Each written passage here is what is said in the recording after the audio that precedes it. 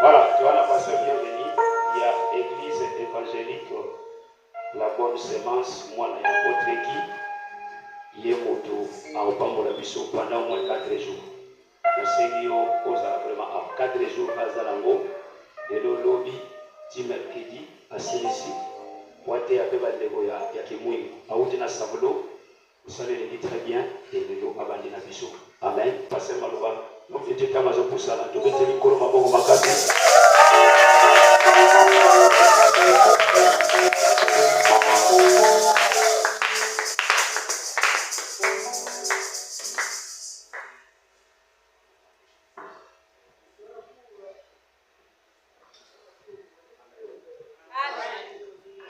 Merci, que Dieu vous bénisse.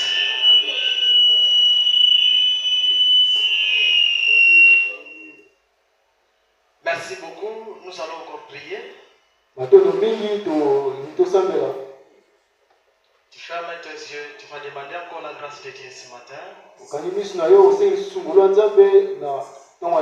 Que Dieu te fait grâce à travers cette journée. Que tu ne rentres pas main vide. Parce qu'il est écrit que celui qui vient chez Dieu ne rentre pas main vide.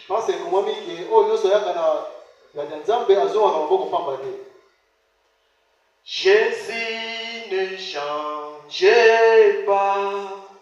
Alléluia. Jésus ne change pas. Il est mon Seigneur. Il est toujours le même. Jésus ne change pas.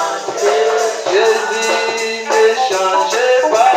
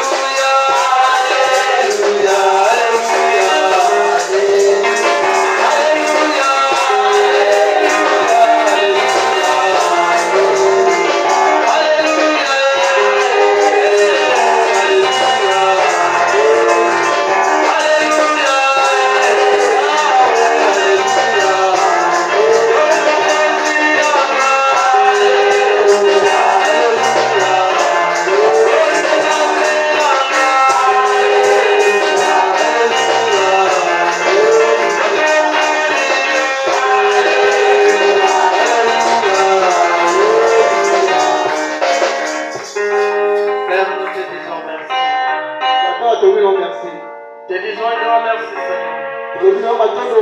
Pour la grâce que tu nous as accordée ce matin. Tu nous as appelés dans ta maison, Seigneur. Pour participer sur ta table. Nous voulons aussi manger ta parole. Seigneur, bénis-nous. Accorde-nous ta délivrance. Que ta parole nous change. Et nous déracinons tout ce qui ne glorifie pas ton Saint-Nom. Au nom puissant de Jésus-Christ, que tu règnes au milieu de nous. Au nom de Jésus. Amen. Amen. Est-ce qu'on peut acclamer le Seigneur?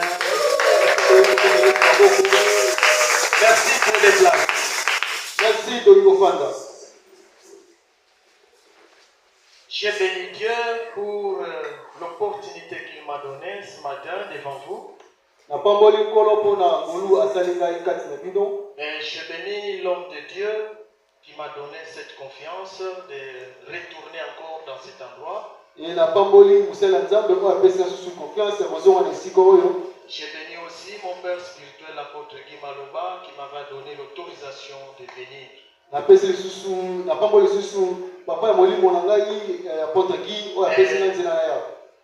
Je bénis tous, je bénis toute l'église de la croix de Christ. Votre présence est gentillesse. Merci, j'espère que nous n'avons pas le temps à perdre. Comme vous avez déjà vu les affiches, nous commençons notre séminaire aujourd'hui. Aujourd'hui, je vais introduire. Demain, nous serons là jusqu'au mercredi. Notre terme de ce programme, je dois être circoncis pour entrer dans l'alliance de Dieu.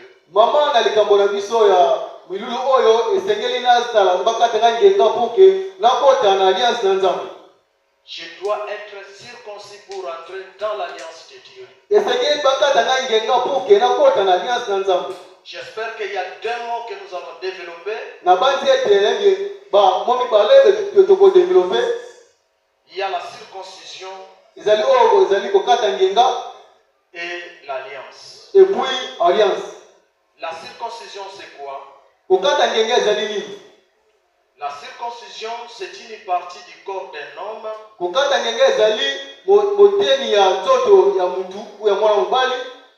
inutile qu'on enlève par les médecins. Une partie du corps qu'on appelle prépuce. Tolobango mukila, ok? Hein, c'est comme ça? Non, en quelque sorte. Ok, c'est comme ça, c'est ça. Une partie du corps inutile.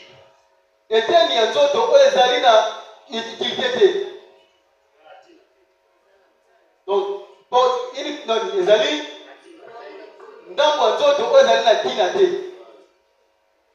qu'on doit enlever dans l'homme. Maintenant, il y a la circoncision physique, il y a aussi la circoncision spirituelle. Maintenant, je commence par la circoncision physique.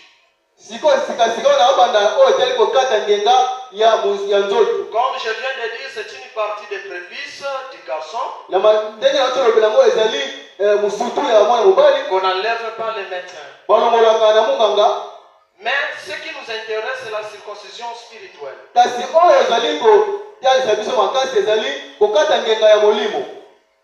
circoncision spirituelle, c'est quoi? C'est quitter dans la vie païenne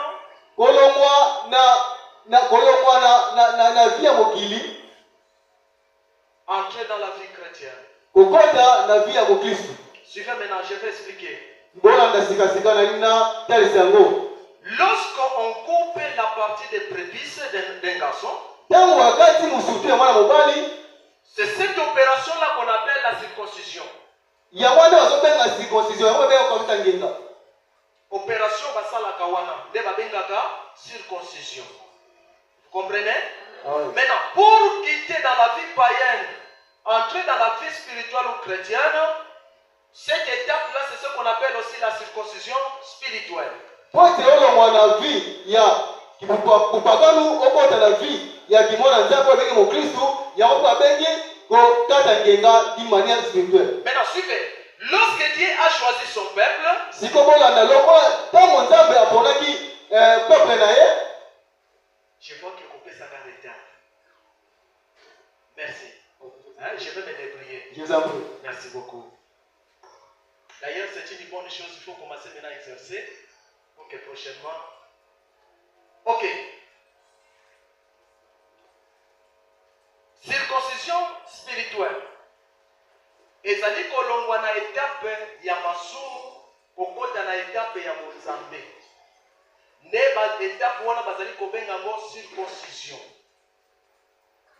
Maintenant, biso awa ndenge tozawa, oza pour intéresser biso, c'est la circoncision spirituelle. Dans notre vie, il y a des choses que nous devons enlever. Zana makambo oyo esengeli tolongola. Maintenant, quelles sont ces choses-là que nous devons enlever? Dieu ne marche pas avec les incirconcis. Zamba tambola katena ba incirconcis, c'est-à-dire bato bakata mangengate. Lorsque Dieu a choisi son peuple qui est appelé Israël, et l'Okwaliboso, il a recommandé que Bangonio Sobakatisa Mangenga. Maintenant, parmi eux, il y avait des nations, Oyobakatisa Mangengate, comme les Philistins, les Mandians, les Amalécites, Bazalaki Batu Oyobikolo Oyobakatisa Mangengate, Bazalaki na Misutu Ndenge Balobaka. Maintenant, pour Nzambe, ezalaki bien pour na kotambola na ye, il faut katisa mangenga. Mais est-ce qu'on ngenga on a solo beleza oya mosunité. J'espère que vous connaissez comment d'abord la circoncision spirituelle ça se passe. Lolenge nini elekaka. Bakozwa mwana mobali bakena ye pa médecin. Tango akomi kuna babali kokata ye eswaka. Et souvent bachaka anesthésité. Iswaka mwana kolela esalaka pasi. C'est la même chose sur le plan spirituel. Changer une vie. Kolongwa na vie moko boyo mesana kinango. Pour changer vie mosusu. Ce n'est pas quelque chose de facile. Et ça la capacité. Landanga mala. La circoncision spirituelle, c'est quitter, c'est le passage de la vie païenne au côté de la vie chrétienne. Comme tu es l'enfant de Dieu, Dieu a choisi. Tu es obligé. Il y a beaucoup de sama genga. Parce que Dieu t'a choisi. Tu es l'enfant de Dieu. Tu es un enfant de Dieu, tu es chrétien. Tu dois être circoncis. Parce que Dieu ne marche pas avec les incirconcis. Un incirconcis, c'est quelqu'un qui marche dans le péché. Un incirconcis, c'est quelqu'un qui marche avec des défauts. Un incirconcis, c'est quelqu'un qui ne marche pas bien avec Dieu, qui n'obéit pas à la parole de Dieu. C'est lui qu'on appelle incirconcis. Mutu atambolaka na Nzambe te, mutu atosaka Nzambe te, mutu abangaka Nzambe te, mutu azotambola na vie ya masumu, mutu azotambola na une partie ya caractère moko boya mabe. Il est appelé incirconcis spirituel. Dieu n'a pas choisi des incirconcis.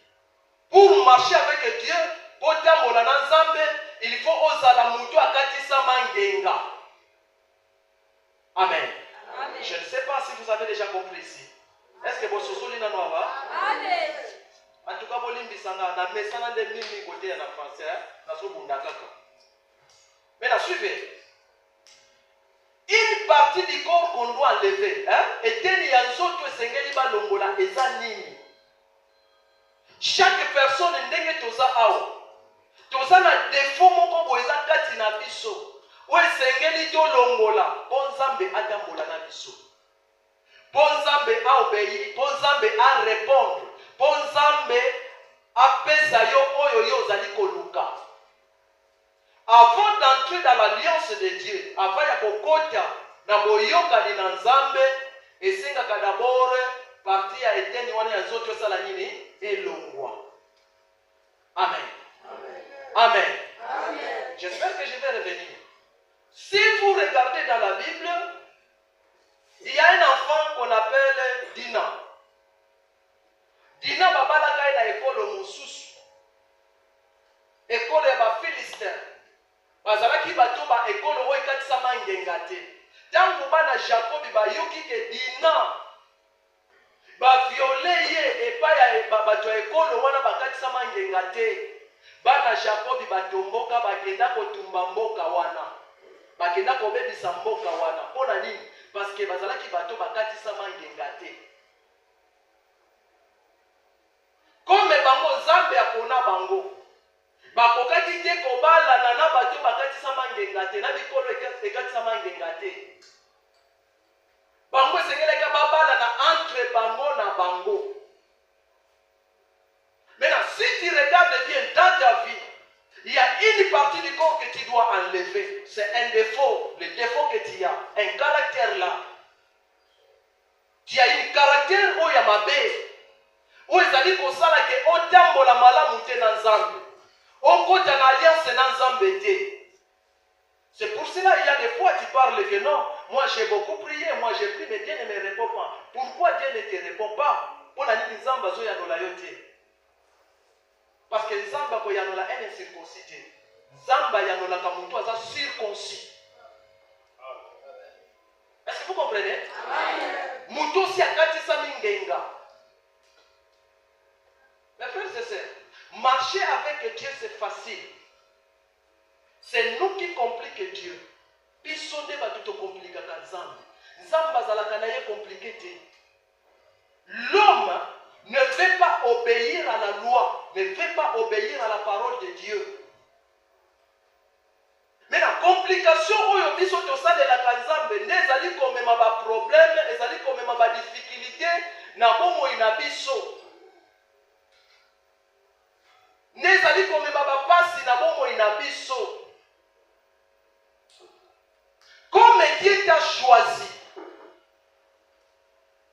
pour marcher avec lui, la première des choses, nous devons accepter qu'on enlève la partie du corps qui est comme notre défaut. Où est la biso? Balongola na yango. Babwaka yango. Parce que ceux qui bakati mwana, bazwaka partout na basala kani. Babwaka. Est-ce que partout na basala la kango? Pona ni babwaka yango. Parce que ça na tina ke yokana bisayo. Caractère na oya mabe.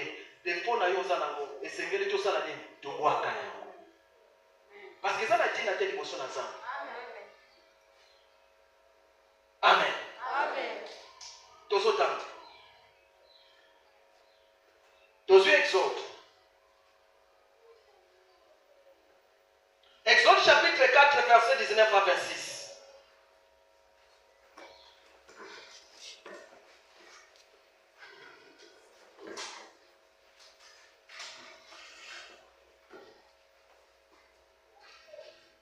Exode chapitre 4, verset 19 à 26. Amen. L'Éternel dit à Moïse, à Madian, va retourner en Égypte. Car tout ce que tu en voulais à ta vie sont morts. Tous ceux qui en voulaient à ta vie sont morts. Moïse prit sa femme et ses fils. Moïse prit sa femme et ses fils. Les filles montaient sur les ânes. Les filles montaient sur les ânes. Et retournant dans le pays d'Égypte.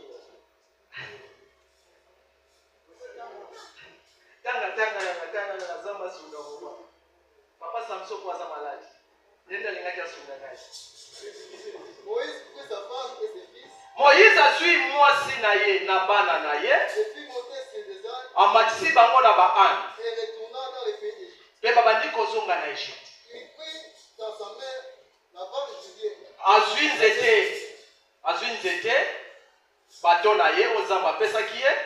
L'Éternel dit à Moïse, Nzambe ayebisi Moïse. en partant pour retourner en ta main, Oui. tu le feras devant Pharaon. Et moi, j'endurcirai son cœur et il ne laissera point aller le peuple. Tango kozonga na mboka Egypte, nga na kozala na yo, okokende liboso ya Pharaon. Na kobebisa lisusu motema na ye. Toke. Tu diras à Pharaon, okoloba na Pharaon. ainsi parle l'Éternel. Elobi Nzambe. Israël est mon fils, Israël aza mwana nanga, mon premier-né. mwana nanga liboso.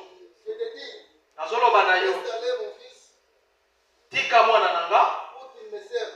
po akende kosalelanga. Si tu refuses Soki oboyi, de le laisser aller, otika bakende, voici et je ferai périr ton fils. na koboma mwana na yo ya liboso.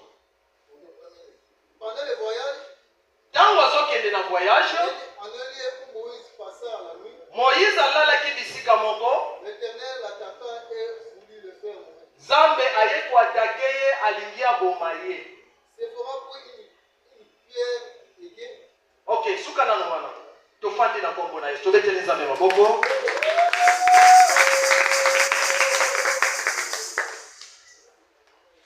Mes frères et sœurs, par rapport de ce qu'on vient de lire, na oyo touti kotanga,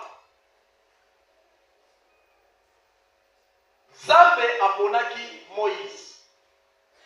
Moïse qui signifie un sauveur, un libérateur. Dieu l'a choisi. Il a dit, va en Égypte pour libérer mon peuple. Kende na Égypte pour que ne ko la peuple nanga. Maintenant, na mboka wana ya mandia, Moïse akimaki kokima. Tango akimi na mboka ya mandia, ake kokutana na mwana mwasi babengi Sefora. Azalaki mwana ya sacrificateur ya bamandia. Aboti na ye, bana mibale. Nzambe alobi na ye, il faut zonga na Égypte pour que nous sauver peuple nanga obimisa bana nanga. Azwi bana na ye na mwasi na ye, abandi kozonga. Balobi, eza na bisika moko Moïse aye kolala. Alali po bapase nuit wana. Nzambe aye lisusu kobeta ye. Nzambe aye kobundisa ye. Siko na tuni mutuna. Pourquoi le même Nzambe oyo atindaki ye akende na Égypte, le même Dieu aye lisusu kosala nini? Kuatake ye. Landanga malamu. Kaka Nzambe oyo atindi ye akende na Égypte, kaka meme Nzambe abandi kosala nini? Kuatake ye. Aye kobeta ye. Aye kobundisa ye. Pre ya koboma ye. Moïse ayibaki eloko ya bato te. Moïse azwaki mbongo ya bato te. Azwaki eloko moko ya motu te. Me Nzambe aye kuatake ye. Mpona nini Nzambe aye kuatake ye? Parce que bana na ye bazalaki ba incirconcis. Comme babotamaki na mboka ya bamandian, bakatisamaki ngenga te. Maintenant, Moïse azalaki déjà circoncis. Nzambe aponi ye. Nzambe andimi kotambola na ye parce que aza circoncis. Maintenant, comme Moïse a pris la décision, il y a kozwa bana na ye, basa la route ensemble. C'est pour cela Nzambe aye kosala nini? Pour attaquer. Attaquer pour la nini? Ok? Attaquer pour la nini? Voilà. Pour bana ne bazalaki incirconcis. Est-ce que vous comprenez? Ça signifie quoi? Si vous prenez du Psaume chapitre 1er, la Bible dit quoi? La Bible dit quoi?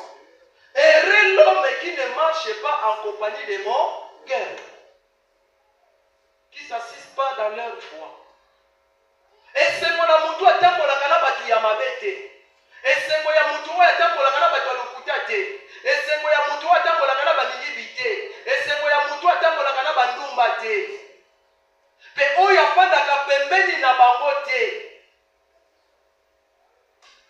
Oya participa kana makambu na bangote. Maintenant, Moïse c'est l'image d'un chrétien. Image ya mutu azali kosambela. Image ya mutu azali kobanga Nzambe. Image ya mutu asalelaka Nzambe. Parce que Nzambe atambolaka na mutu abangaka ye, na mutu atosaka ye, na mutu oyo abukaka mibeko te.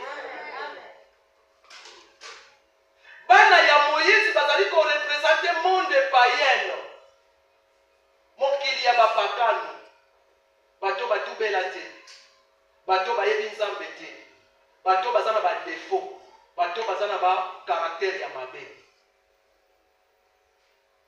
Malgré bazalaki bana na ye, mais nzambe asali nini? Attaqué bango, attaqué. Écoutez, qu'est-ce que vous devez comprendre ici? Soki ozoyoka te, soki ozotosa te, ozotambola na bato ya mabe, na place nzambe abundisa bato ya mabe baza pembeni na yo, yo nde akosala nini? Est-ce que vous comprenez? Nzamba ko attaquer bato ya mabe baza tout autour na yo te, mais nzamba ko attaquer nde yo parce que yo nde oyebi liloba na nzambe. Yo nde oyebi libeko. Yo nde oyebi ke kotonga eza bien te. Yo nde oyebi ke lukuta eza bien te. Yo nde oyebi ke koyiba eza bien te. Yo nde oyebi ke makambo ya ko eza bien te. Yo oyebi yango. Mais parfois, ozotambola lokola un sans-foutiste. Un sans-foutiste ezali moto alingi makambo nyonso ekokomelanga ekomelanga. Mais soki mpe ekomeli ozokoka lisusu te ekomolela. Zamba bali koatake Moïse, bali kobeta Moïse, bali kobeta Moïse. Directement Sephora ntango amoni Moïse azolela. Moïse baza koatake vike azalaki mwana ya sacrificateur. Ayebi déjà monde spirituel ndenge nini fonctionnaka. À comprendre déjà que Zamba za koatake parce que bana nanga baza ba incirconcis. Directement Sephora qui a ramassé libanga moko ya songe abandi kokata bana na yengenga. Tango akati bango ngenga zwi abwaki babiteni ya prepisi na bangwana na nzoto ya Moïse. Na makila nango bala moko Nzamba salini arrête. Atiki kobeta ye. Zamba tiki ko attaquer. Par là, qu'est-ce que je veux dire? Pourquoi le monde des ténèbres nous attaque? Pour dire le monde des ténèbres est un kabiso. Monde des ténèbres. Écoutez, d'ailleurs, biso tozwaka Satan na ndenge ya mabe. Tozwaka Satan, mutu moko ya mabe, mutu moko ya nini. Non, Satan asalaka musala na ye. Satan asalaka musala ya Nzambe. So boye bakamote. Musala na ezali ko veiller pour na libeko sur la loi. Le diable veille sur la loi. Le diable nous attaque par rapport à ce qui est écrit. Na oyo ekomama. Liboso ya Nzambe Satan aza lokola ministère ya justice. Ministère ya justice ya fa de la kaka mibeko. Soki obuki mibeko asambisi yo. Soki obuki mibeko akondane yo. Maintenant Satan azali kolanda biso parce que biso tobukaka mibeko. Satan déjà ayebi loi koleka même yo. Satan ayebi ke Nzamba apekisa koyiba, Nzamba apekisa ekobo, Nzamba apekisa makambo ya mabe, Nzamba apekisa boye. Satan ayebi yango. Yo pe oyebi yango. Maintenant yo ozali kotambola comme un homme sans-foutiste. C'est David qui dit je suis dans la joie quand on me dit allons dans la maison de l'Éternel. C'est-à-dire pour un enfant de Dieu, kozala na ndako na Nzambe de sécurité ya vie na ye. Kozala na ndako na Nzambe de assurance ya vie na ye. Mais na ndako yo okimaka ndako ya Nzambe. Par exemple, je vois des chaises vides. L'autre fois lorsque je suis venu, c'était pas comme ça. Il y a un incirconcis qui peut fuir la maison de Dieu. Quelqu'un qui est circoncis, akoki jamais kokima ndako na Nzambe. Parce que David est alobi yango. Na Nzambe esengo tango balobaka na nakende na ndako na Nzambe. Parce que nyonso nazoluka eza na ndako na Nzambe.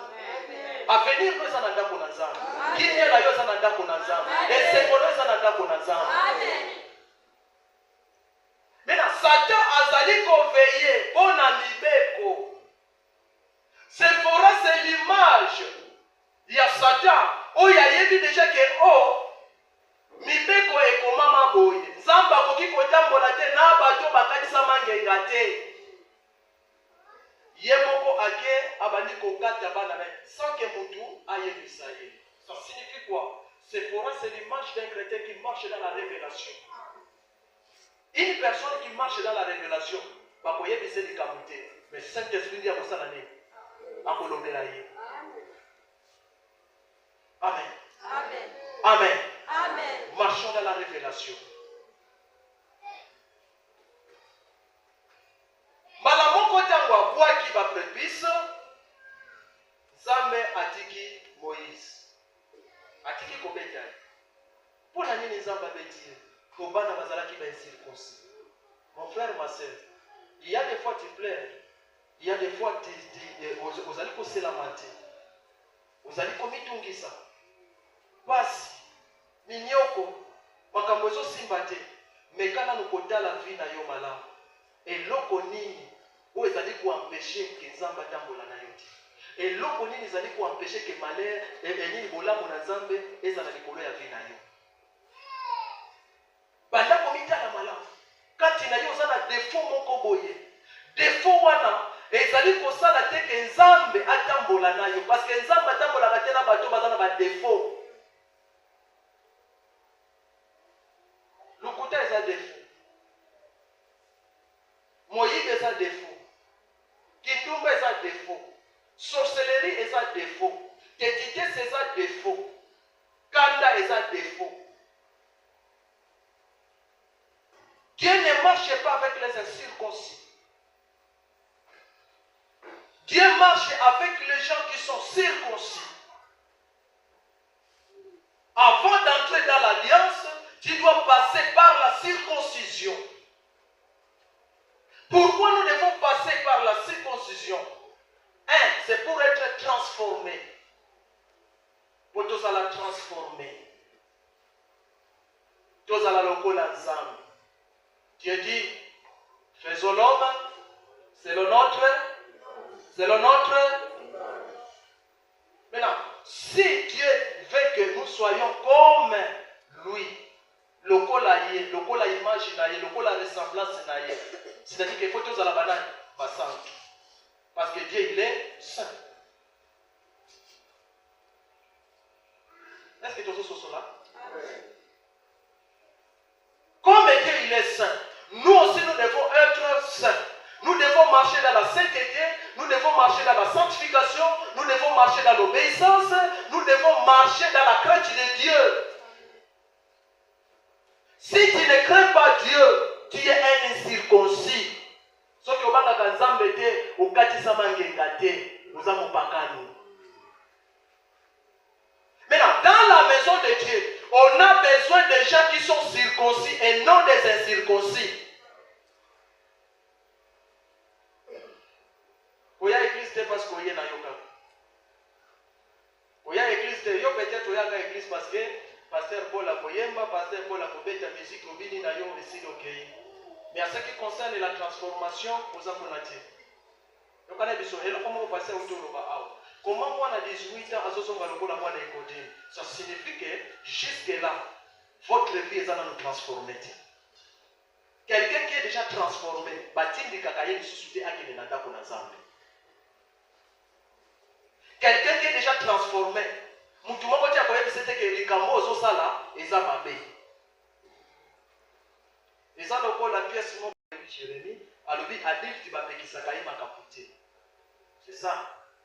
Mutu aza adulte bapekisaka ye makapute. Ça signifie que adulte déjà ayebi ke on azosala eza nini? Eza mabe to eza malamu. Bapekisaka nde mwana moke. Maintenant, Dieu a choisi Moïse pour libérer son peuple. Dieu t'a choisi pour libérer ta famille. Dieu t'a choisi pour libérer cette église. Dieu t'a choisi pour libérer notre pays. Dieu nous a choisis. C'est toi que Dieu a choisi. Moïse, c'est un choisi de Dieu. Moïse. Maintenant, comme c'est Dieu qui t'a choisi, Dieu n'a pas besoin que tu marches avec les incirconcis. Mais Dieu a besoin que tu marches dans sa crainte. Otambola na kobangaye, otambola na kotosaye, otambola na libeko naye, otambola na honnêteté, otambola na sincérité, la vérité. Au cas contraire, il y a des âmes à frapper. Au cas contraire, il n'y a que beaucoup de la yo. Au cas contraire, on a pas de problème et beaucoup de la yo. Amen.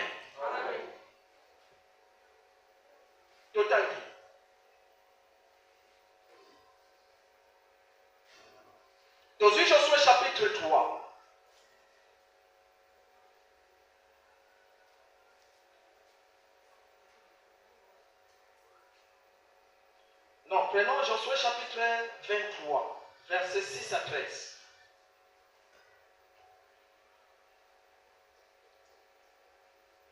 Josué chapitre 23, verset 6 à 13, je vais lire au début. Amen. Appliquez-vous avec force à observer et à mettre en pratique tout ce qui est écrit dans le livre de la loi de Moïse. Allons-y. Sans vous en détourner, ni à droite ni à gauche. Ne vous mêlez point avec ces nations qui sont restées parmi vous. Ne prononcez point le nom de leur Dieu et ne l'envoyez point en girant, ne les servez point et ne vous considérez point devant eux. Mais attachez-vous à l'Éternel. Attachez-vous à l'Éternel, oui. Votre Dieu, comme vous l'avez fait jusqu'à ce jour. L'Éternel a chassé devant vous des nations grandes et puissantes, et personne jusqu'à ce jour n'a pu vous résister. Un seul d'entre vous, en vous suivez, en serez mis, car l'Éternel, votre Dieu, combattait pour vous, comme il vous l'a dit. 11. Veillez donc attentivement sur vos hommes, afin d'aimer l'Éternel, votre Dieu. Amen. Amen. Est-ce qu'on peut acclamer le Seigneur?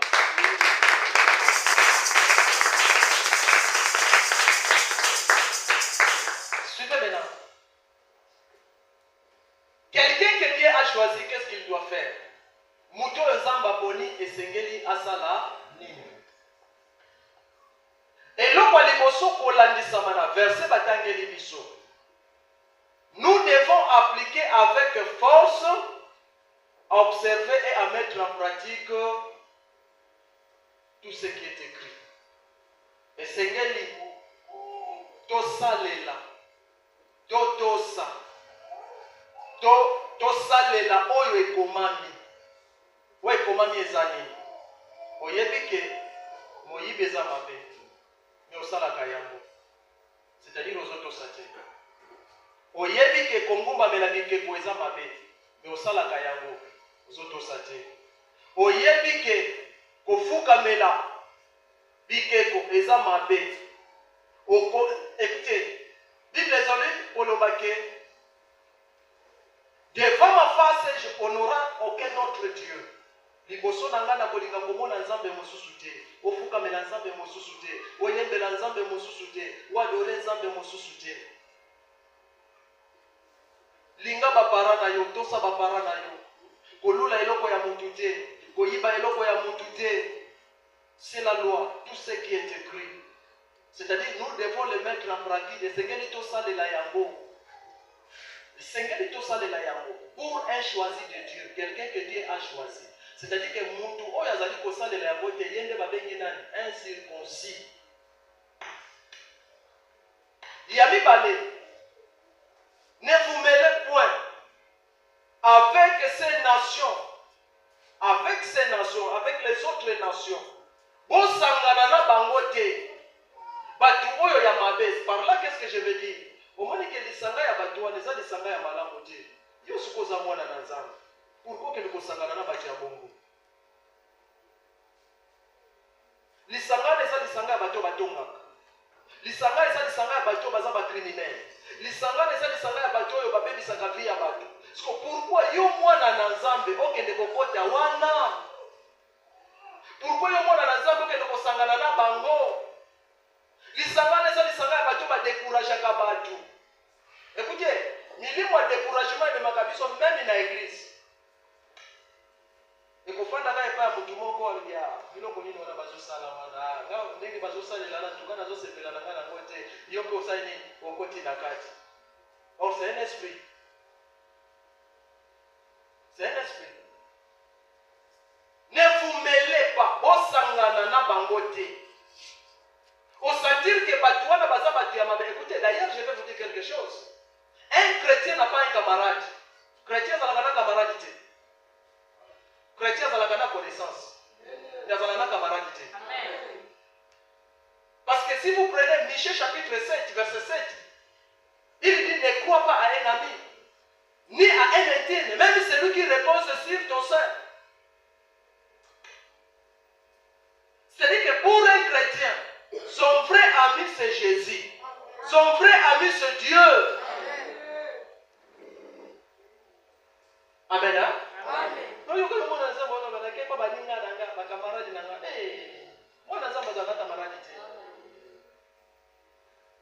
Bimana lisanga ya bato mabe.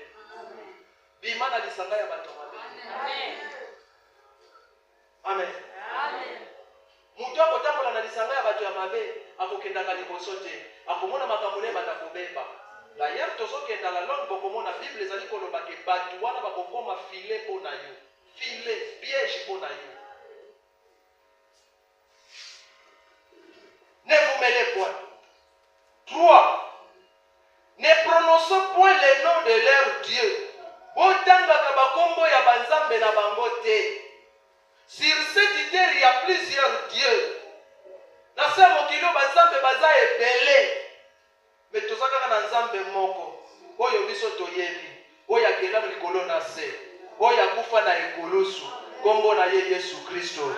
Yende nzambe oyo esengeli tosala. Yende nzambe oyo esengeli totosa. Yende nzambe oyo esengeli tolanda. Amen. Amen. Ne citez pas le nom de leur Dieu. Ça, c'est Dieu qui nous interdit.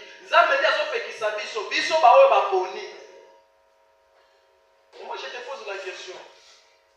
La famille n'a dit non, pourquoi quand il y a de s'appeler. Mais on ne peut pas s'appeler. Est-ce que ça peut comprendre? C'est-à-dire que tu es choisi de qui? De Dieu. Dans d'autres termes, on a dit Moïse. Amen. Donc, Moutou a mis qui a Moïse. Atika kavina yete batuba bebisa yango. Atika kavina yete ba mema yango na loyenge. Atika kavina yete batuba décourager ye. Non. Amen. Amen. Ne prononcez pas le nom de leur Dieu et ne les servez point. Ne les prosternez point. Bokende bo, kondine la bango te, bongumba de la bango te. Par là, qu'est-ce que je veux dire? Moi, na nzambe akendaka bisika nyonso te. Mutu aponami epa na nzambe atambolaka bisika nyonso te. Ezala bisika mosusu kotambola okokende kofukama na loyenge nzambe afrape yo. C'est pour cela Bible ezoloba na biso ezalaki na Shadrach, Meshach, Abednego batelemisi stati liboso na bango balobi ke bato nyonso basala nini bafukama me bango baboyaki. Parce qu'il est interdit qu'un enfant de Dieu a beaucoup de prosterner nzambe mosusu te. Vous comprenez? Amen. Je prends l'exemple. Tu es chrétien, non? Ok, dans Kamba. Tu connais dans Kamba. Parce que vous connaissez que quelqu'un a papa, il faut qu'il y ait un mot. Parce que vous êtes chrétien, il faut ça la ligne. Oh, bafuka melaka nani? Est-ce que mutu ozofuka melako nani?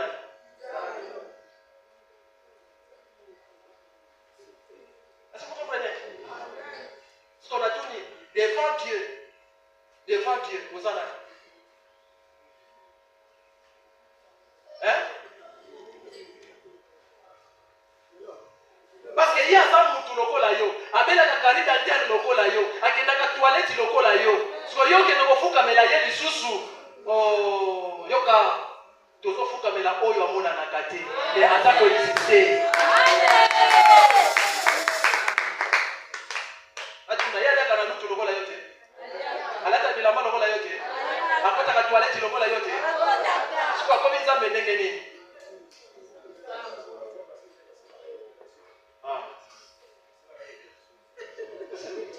vous comprenez?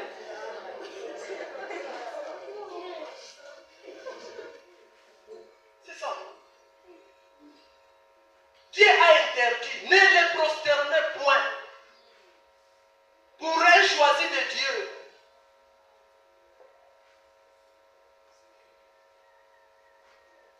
Suivez maintenant. 4. Attachez-vous à l'Éternel. Attachez-vous à l'Éternel. Bon kangamana nani? Bon mi pese pa nani? Dekonanga. vie na yo pesa yango epai na Nzambe. Libota na yo pesa yango epai na Nzambe. Ba projet na yo pesa yango epai na Nzambe. Santé na yo pesa yango epai na Nzambe. Attachez-vous à l'Éternel. Attachez-vous. Bon, écoutez, lorsqu'on dit attachement, attachement ya boyo, nakangami na ye moyen alongwa, esate, tala tambola na Nzambe lokola kole serré. Attachement. Mes frères et sœurs, si nous sommes attachés à Dieu, pourquoi nous abandonner notre église? Pourquoi? Si nous sommes attachés à Dieu, pourquoi nous ne voulons pas obéir à sa voix, à ses principes, à ses ordres? Pourquoi? Si nous sommes attachés, pourquoi tu abandonnes la prière? Si nous sommes attachés, attache-toi, attache-toi. Amen. Ok. 5. Veillez attentivement sur vos âmes. Bon, veillez l'icolo ya milimo nabino. Bon, veillez l'icolo ya milimo nabino. C'est-à-dire que le diable, a son aposa molimo no esalani ekufa molimo na yo ekweya. Adana evitambo bazalaki na bango ensemble bazalaki bien. Mais dans la troisième personne ayaki, musala na ye zalaki, objectif ne zalaki, ako isamili mon abango. Si les nous commençons à souffrir, c'est à cause il y a Satan, à salaki tout que milimo ya badjo sala nini et Satan akoya kotate yo boyo buka nibeko boye pe asala nini a juger yo a condamner yo. Amen. Amen. Et puis 6. Ne vous unissez pas par des mariages avec des relations avec ces nations. Ne vous unissez pas par des relations, par des mariages avec ces nations. Ces nations-là, ce sont des incirconcis. Bomikoti sate. Na mariage, oh, il y a plusieurs sortes de mariages. Il y a mariage où il y a moisi na mobali, il y a mariage où il y a faire ensemble, il y a mariage où il y a un groupe d'ensemble. Ce sont des mariages. C'est pour cela que Dieu il a interdit bana Israël bakokai kobala ba bikolo mosusu te, bakokai kobala ba étranger te. Parce que bazalaki ba incirconcis. Ne vous unissez pas. Bomikotisana bangote, botambola na bangote. C'est-à-dire que Nzambe alingi changement na biso. Nzambe azana besoin atambola na biso. Parce que pour atambola na biso, pour y a fonctionner bien, pour y agir bien na vie na biso. Toba d'abord pour s'éloigner na makambo nyonso eza ya mabe. Tokata babiteni ya bazoto na biso, défaut oyo yebi yo moko za nango, défaut moko boza nango. Oko kaka kotika te, il faut défaut ne sala nini esimo. Amen. Amen. Amen. Amen. J'espère que le lot a aucun de parce qu'il n'y a pas de temps. Mais ce que je suis venu te dire, pendant que nous serons ici, objectif de ce terme, que tu sois transformé. 2, que tu sois fidèle avec Dieu. Voilà des objectifs. On change vie na yo, on change comportement na yo, on change caractère na yo. Longola na nos défauts wana défaut kangama nango, ils ont produire le côté na vie na yo. Yo soki ofingi mutu. Heureusement et comme maman na elongi. Sinon comme on a elongi ya mutu pasuki. Pour yo, comment c'est quelque chose là un peu spécial pour yo. Chacun a un défaut, il doit enlever. Nenge tozao, moko na moko azana défaut et sengeli asala nini? Alongola. C'est pour cela na tongo lelo, ngana zotindika yo zonge pa na Nzambe. On ne peut pas regretter pour na défaut aux anango. omeka mpe koregrete mpona acte moko bosalaka me esalaka ke nzambe asepela nango te. Eloko ezali koampeshe ke nzambe otambola na ye elongo. Eloko ezali koampeshe ke priere na yo emata epai na ye te. Longola yango. Longola yango. Amen. Est-ce qu'on peut acclamer le Seigneur? C'est le match comme ça.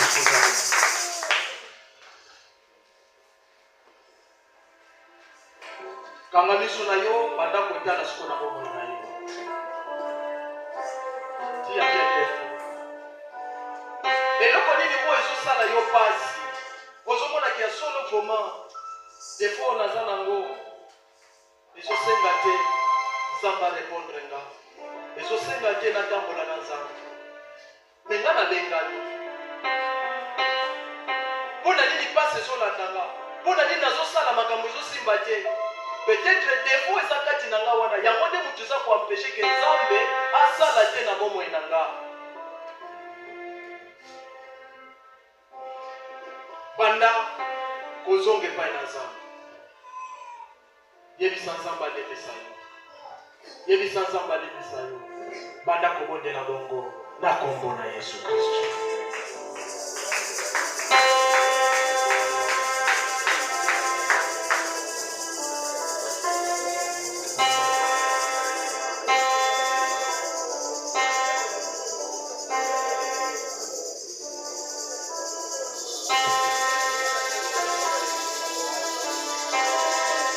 Bondela. Banda ko regrete pour na défaut wana, banda ko regrete pour nango. Banda ko regrete na acte osalaka mingi, osalaka yango mingi. Mais ça on a litomba mon côté na bomo na yo. Ezali ko kabola yo na Nzambe, ezali ko kabola na molingo na Nzambe.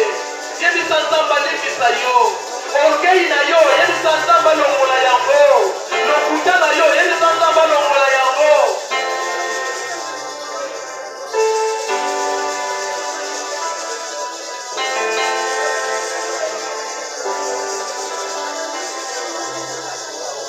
Mabe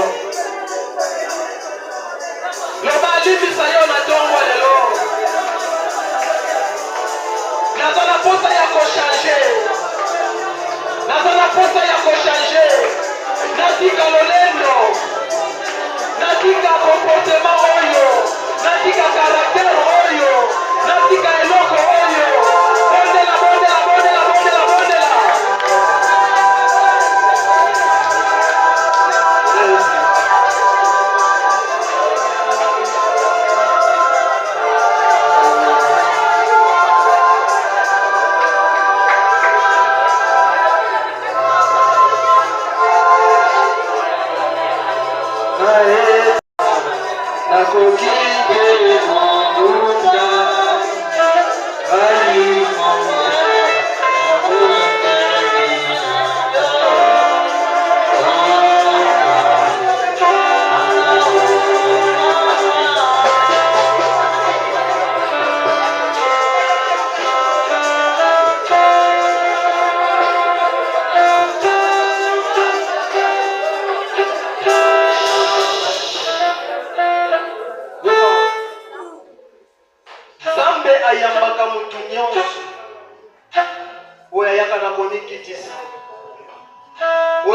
Kisaka liboso na ye. Alors même si vos péchés est rouge comme cran moisi, je vous pardonnerai. Ezala oboma bato. Ezala osala makambo nini. Ezala osopa bazemi. Ezala osala makambo ya ndenge na ndenge. Kolongolisa bana ya bato bazemi. Zamba za pre ya koyoka yo. Zamba za pre ya koyamba yo. L'essentiel est kaka yo moko o regretter que loko na sala ki eza ya malamu te. Senga makila na Yesu. Epeto alomo ina yo. Et justifie vina yo. Et banda ko effacer tâche ezalaki kati na motema na yo. Na tongo lelo banda ko bondela bongo na kombo na Yesu Masia. Alléluia de Jésus.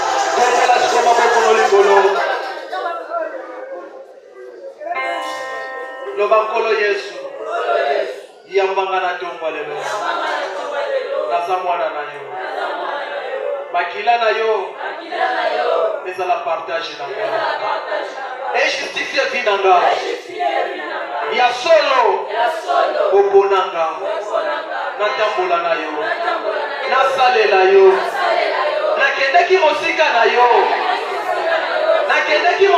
yo nandimi kozonga epai na yo bomoi na nga ezodependre na yo bomoi na nga ekoresir mpo na yo yango nasengi na yo yamba bomoi na nga zongisa bolamu na yo na bomoi na ngai zongisa bolamu na yo na vi na ngai nazonga lisusu mate.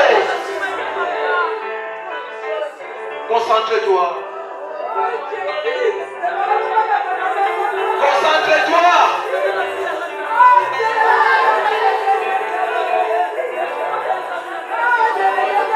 Dieu veut renouveler encore son amour dans notre vie. Azozongisa bolamu na ye na mambo na biso. Azozongisa bolamu na ye na vi na yo. Azozongisa bolamu na ye na tongo lelo na mambo na yo.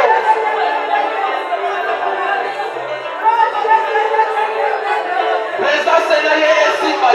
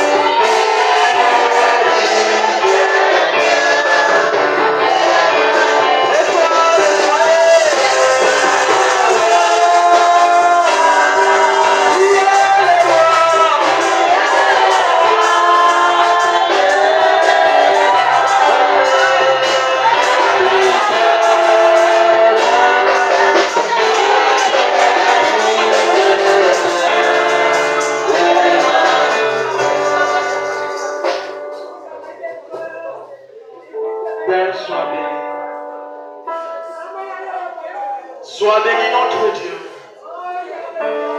Te disons un grand merci parce que tu as goûté la prière de ton fils, de ton frère. Sois béni mon Dieu. Sois béni le Dieu de l'apôtre Paul. Sois béni le Dieu des apôtres, le Dieu créateur de toutes choses. Sois béni Jésus. Dans le nom de Jésus-Christ.